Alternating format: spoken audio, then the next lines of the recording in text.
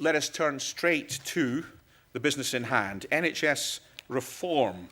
Now, that's a new thing, isn't it? NHS reform. We don't do that very often.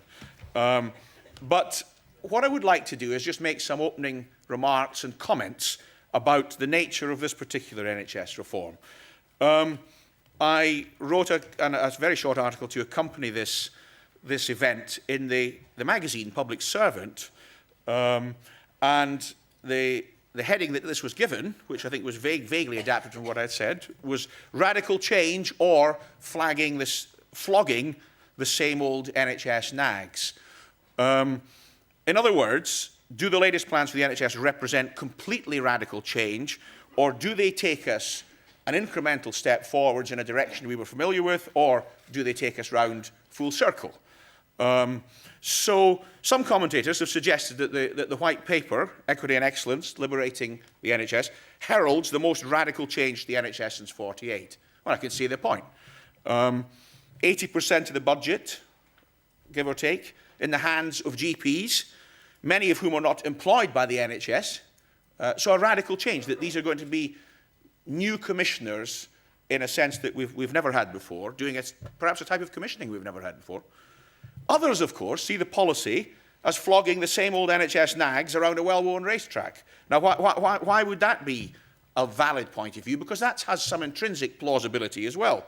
Well, obviously, we had GP fund holding from 1991 onwards, growing into things like multi-funds and consortium. We had total purchasing pilots in the mid to late 1990s, and this is before even Tony and his comrades in New Labour were elected in 1997. We then had PCGs, PCTs, small version, PCTs, bigger version with practice-based commissioning. And so, in a sense, we've had a huge amount of experimentation with both GP-based and GP-influenced commissioning, purchasing, as it used to be called, or as something used to be called, and so on and so forth.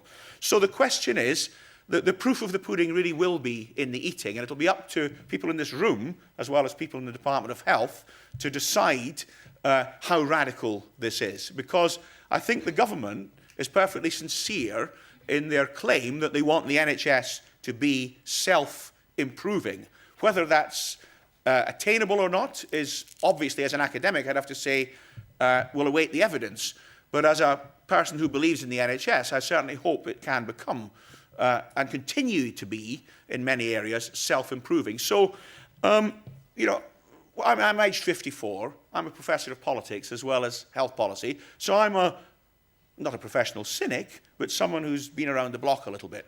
So it would be perfectly valid to say, well, why on earth is a new government, and a strange kind of new government, a coalition government, doing this now? There must be some political reason, which has nothing to do with health policy. Because the first thing about health sector reform is it's normally not much to do with health policy. On this occasion, however, I'm stumped. You know, as a professional cynic or as a political science analyst, I'm actually stumped. Because if you look at any conspiratorial or cynical reasons why this would be happening, you can't actually find them. Don't you agree, ladies and gentlemen? The government, the new government, has bit off a hell of a lot, more than it can chew, as much as it can chew. We'll see on the economy, on shock and awe tactics in the public sector. So the last thing you would think is they want turbulence or a fight with somebody just for the hell of it. So I think we're actually forced or encouraged into the conclusion that Mr. Lansley in particular is perfectly sincere about this. In other words, the aim is to say, to put words into his mouth, we've seen a lot of change in the NHS. In terms of my analogy about going around the same old racetrack, some of that has been about going around the same old racetrack and, you know, getting back to where we started with practice-based commissioning, you know, coming around to fund holding again.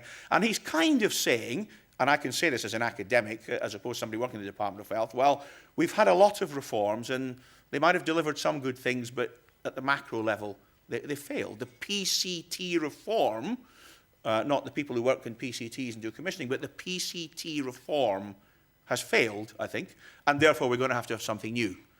Now, of course, whether that something new is in the right direction or not is something, as I say, will be down to everybody in this room and across the whole National Health Service in England. So, We have seen lots and lots of experimentation before with GP commissioning, with GP purchasing through fund holding, with all sorts of advisory roles for GPs, with advisory roles with some teeth, and so on and so forth. And as an academic, I think I'm bound to say it's pretty important that people actually look at the evidence from all of this, because there's some really, really good evidence out there. And perhaps one of the best pieces of evidence is that evaluation of the total purchasing pilots 10 years ago by Nick Mays and his colleagues at the London School of Hygiene and indeed across many other academic institutions. In some ways, the results of that not earth-shattering once you know them, but significant nonetheless. For example, it ain't cheap. To do GP commissioning well is expensive. Not what people want to hear, I know, but it is. It's expensive. What do we mean by doing it well? As ever, if the benefit outweighs the cost in terms of the whole husbandry of the NHS's quality and resources, then may not matter that it's expensive. What sort of benefits do we get? The benefits, such as they were under a very different regime, but nevertheless a comparable regime, total purchasing pilots by GPs, actually was that GPs are most enthusiastic commissioners for what we might call extended primary care in their local services.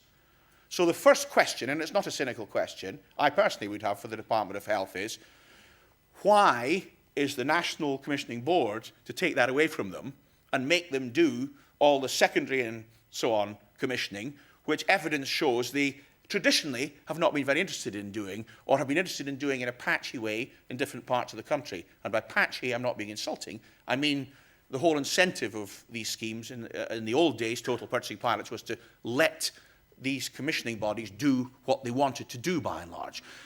Where we're different now, of course, where it's a whole new ball game, is that this is the new system throughout the whole of the English NHS. In other words, it's for everything, okay? It's not for the 20% of specialist, national services, maternity and so forth, depending on the consultation, but it's the buck stopping with GPs.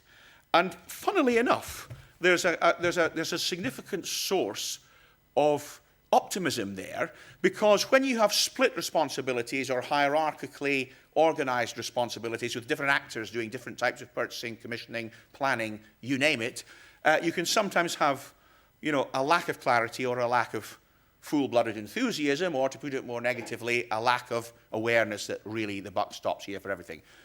That is a source of optimism, maybe of a perverse type in some ways, but it's a source of optimism.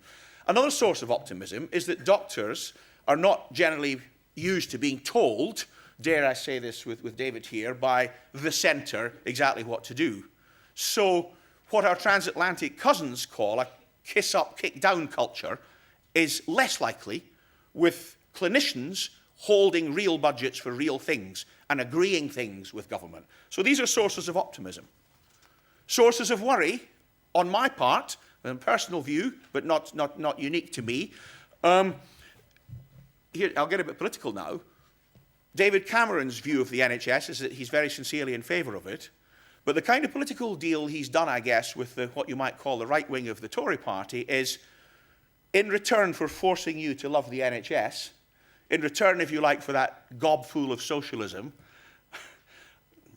whatever, I'm going to marketise it further. So we're going to deepen what we used to call the purchaser-provider split.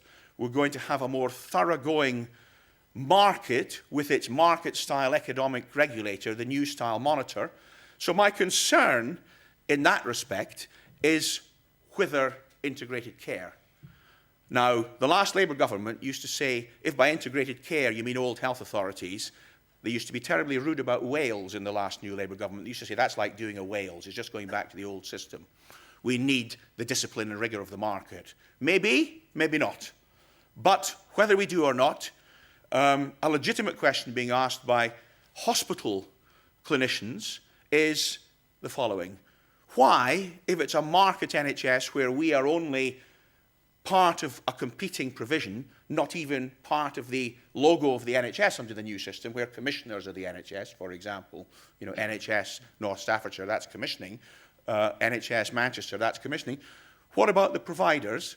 What is the incentive for hospital doctors to get involved in planning integrated services with primary care doctors if Monitor, for example, is going to turn around and tell them, oh, well, you've colluded, that's anti-competitive, or you've helped to draw up the spec for a good service, so you're ineligible to tender for it. Now, these are questions which have to be answered, and I think they're political questions as well as technical questions. You can answer them technically, you can answer them on paper, but the culture is going to have to be right for integrated care. I think that's the main point I would want to stop at, ladies and gentlemen.